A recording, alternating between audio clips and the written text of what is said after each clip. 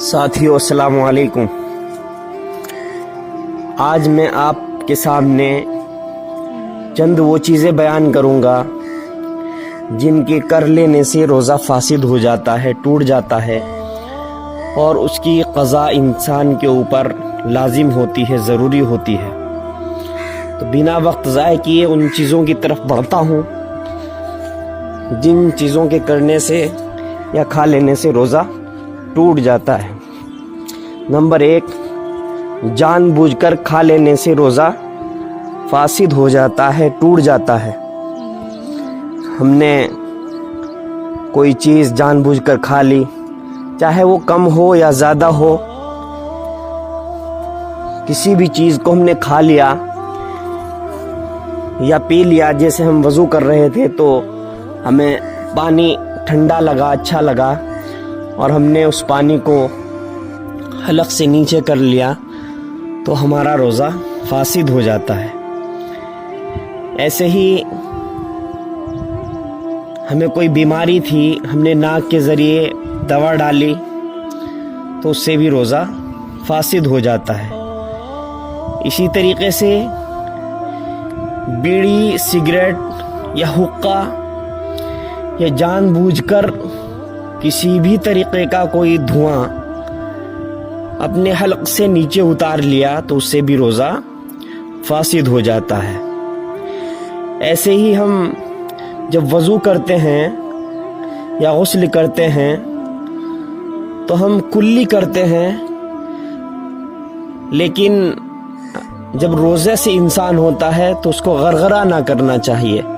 اگر غرغرہ کر رہا ہے تو سمجھ لیجئے کہ روزہ غرغرہ کرنے سے فاسد ہو جائے گا، کیونکہ پانی پیٹ تک پہنچنے کا اندیشہ ہے اور پہنچ ہی جاتا ہے۔ جب انسان غرغرہ کرتا ہے تو پانی پیٹ تک پہنچ جاتا ہے، اس لیے غرغرہ کرنے سے بھی روزہ فاسد ہو جائے گا۔ اسی طرح کسی انسان نے الٹی کی تو الٹی اگر اس کو خود بخود ہوئی ہے تو اتنی ہونی چاہیے جو منہ بھر کے ہو۔ اب کوئی انسان کہے گا کہ منہ بھر کے الٹی کا اندازہ کیسے کیا جا سکتا ہے؟ وہ تو انسان خود ہی کر سکتا ہے، میں یا کوئی اور دوسرا شخص اس کو کیسے بتا سکتا ہے؟ تو اس کا اندازہ یہ لگایا جا سکتا ہے، علماء کرام نے بتایا ہے کہ اس الٹی کو روکنا ممکن نہ ہو اور محسوس ہو جاتی ہو کہ یہ الٹی، یہ قے منہ بھر کے ہے، یا کسی نے جان بوجھ کر الٹی کی، یعنی کہ اس کا دل متلا رہا تھا، اچھا محسوس نہیں ہو رہا تھا، اور اس نے اپنا ہاتھ ڈال کر کے، اپنی انگلی ڈال کر کے قے کر دی۔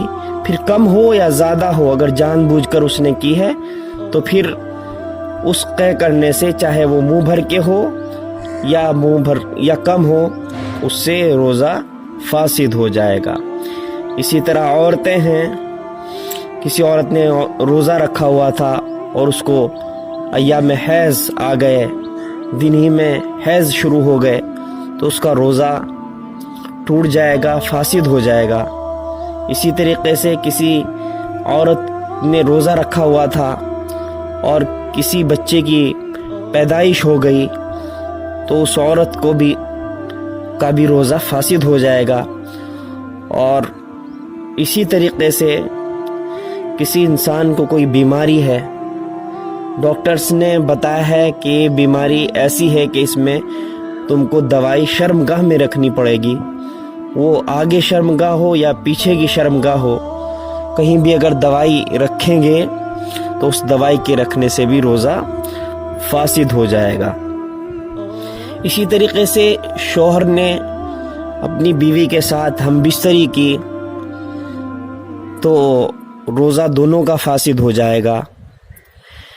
یہ ایک بات یہاں پر اور غور کرنے کی ہے کہ دونوں نے ہم بستری نہیں کی، لیکن دونوں آپس میں لیٹے ہوئے تھے، ایک دوسرے سے مستی کر رہے تھے، اور دونوں میں سے بھی کسی بھی ایک کی منی خارج ہو گئی، تو جس کی منی خارج ہوئی ہے اس کا روزہ فاسد ہو جائے گا۔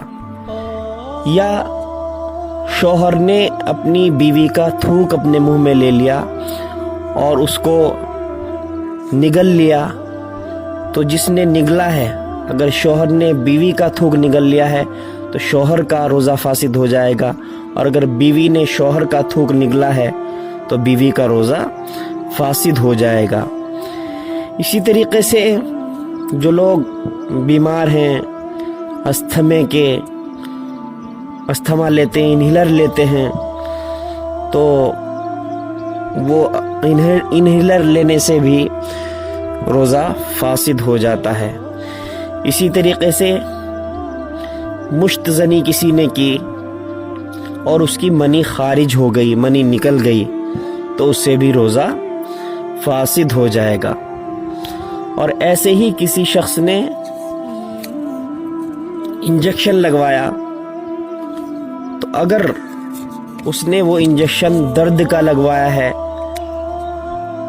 तो रोज़ा फासिद नहीं होगा, लेकिन अगर ताकत हासिल करने के लिए उसने वो इंजेक्शन लगवाया है तो उस इंजेक्शन से भी रोज़ा फासिद हो जाएगा।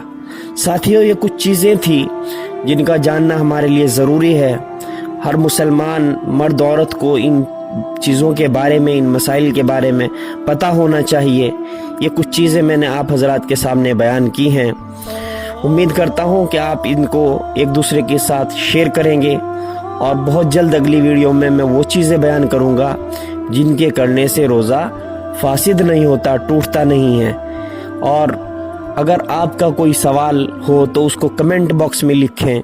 इंशाअल्लाह वीडियो क्लिप के ज़रिए ही या वहीं मैसेजेस के ज़रिए ही आपके उस सवाल का जवाब इंशाअल्लाह दिया जाएगा।